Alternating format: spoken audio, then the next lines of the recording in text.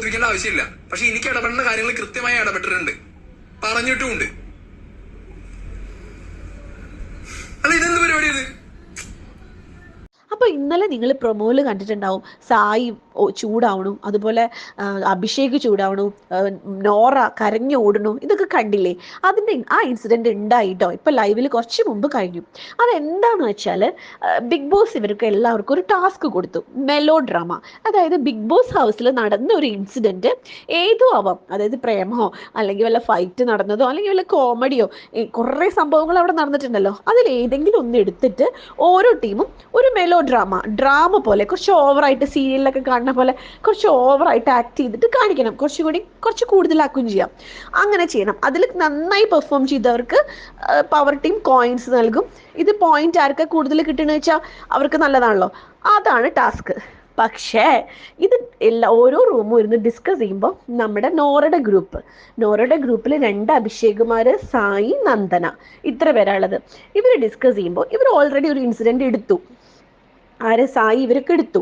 അപ്പം നോറയ്ക്ക് ആ ഇൻസിഡൻറ്റിൽ നമ്മളെ ജാൻമോണിയുടെ കേസ് കയറ്റണം, എങ്ങനെയെങ്കിലും അത് ജാൻമോണീനെ അതിൽ വരുത്തണം.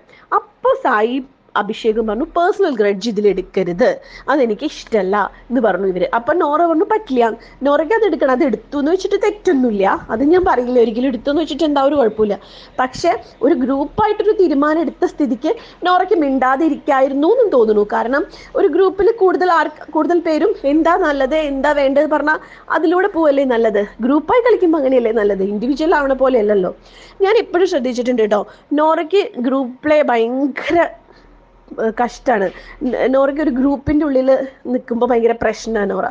നോറ ശരിക്കും ഇൻഡിവിജ്വലായിട്ട് നന്നായി ഗെയിം കളിക്കുന്ന ഒരു കുട്ടിയാണ്, അല്ലാണ്ട് ഗ്രൂപ്പായിട്ട് കളിക്കാൻ പറ്റില്ല. കുറച്ച് സെൽഫിഷാന്ന് എനിക്ക് തോന്നി. എല്ലാവർക്കും അഭിപ്രായം ഉണ്ടാവണമെന്നില്ല, എനിക്ക് തോന്നി. കാരണം നോറയ്ക്ക് നോറയുടെ കാര്യങ്ങളാണ് ഇമ്പോർട്ടൻസ് എല്ലാത്തിലും. അത് അവൾക്ക് നടത്താനും അറിയാം, അത് ചെയ്യണമുണ്ട്, നന്നായി ചെയ്യണമുണ്ട്, അങ്ങനെ വേണം കുറച്ചൊക്കെ. പക്ഷേ അത് കുറച്ചൊരു എന്താ പറയുക, ഒരു ഗ്രൂപ്പല്ലേ, അപ്പം അതിനനുസരിച്ച് നിന്നാൽ മതി. അത് നിന്നില്ല. അപ്പം നോറ പറഞ്ഞു പറ്റില്ല പറഞ്ഞു. അങ്ങനെ ഇവർക്ക് ദേഷ്യം വന്നു. ഇവർ രണ്ടുപേരും അഭിഷേകും അതുപോലെ അഭിഷേക് ശ്രീകുമാറും സായിയും ചൂടായി, നിൻ്റെ ഈ സെൽഫിഷ് ആയിട്ടുള്ള കളിക്ക് ഞങ്ങൾക്ക് പറ്റില്ല എന്നൊക്കെ പറഞ്ഞു അവർ ദേഷ്യപ്പെട്ട് ഇറങ്ങിപ്പോയി. നോറ കരഞ്ഞ് ബാത്റൂമിൽ ഓടി. നോറ പിന്നെ കരച്ചിൽ തുടങ്ങിയാൽ പിന്നെ നിർത്തില്ലല്ലോ, എന്തൊരു കരച്ചിലറിയോ ബാത്റൂമിൽ പോയിരുന്നിട്ട് ഈ ചെറിയ കാര്യത്തിന്. അപ്പോൾ ഇവർക്ക് ദേഷ്യം വന്നു. ഇവർ വിളിക്കാനോ ഒന്നിനും പോയില്ല. ശരണ്യ അവരൊക്കെ നോറയെ ആശ്വസിപ്പിക്കുന്നുണ്ടായിരുന്നു.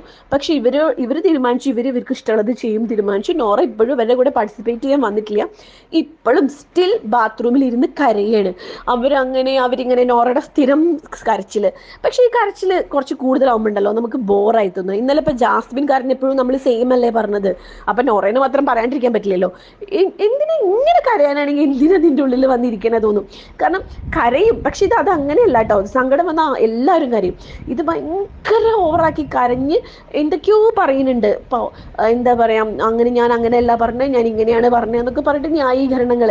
പക്ഷെ ഒരു ഗ്രൂപ്പല്ലേ, ആ ഗ്രൂപ്പിൽ അവർ തീരുമാനിച്ചു, എല്ലാവരും കൂടുതൽ മെജോറിറ്റി എന്താ തീരുമാനിച്ചു വെച്ചാൽ അതനുസരിച്ച് നിന്നാൽ മതി.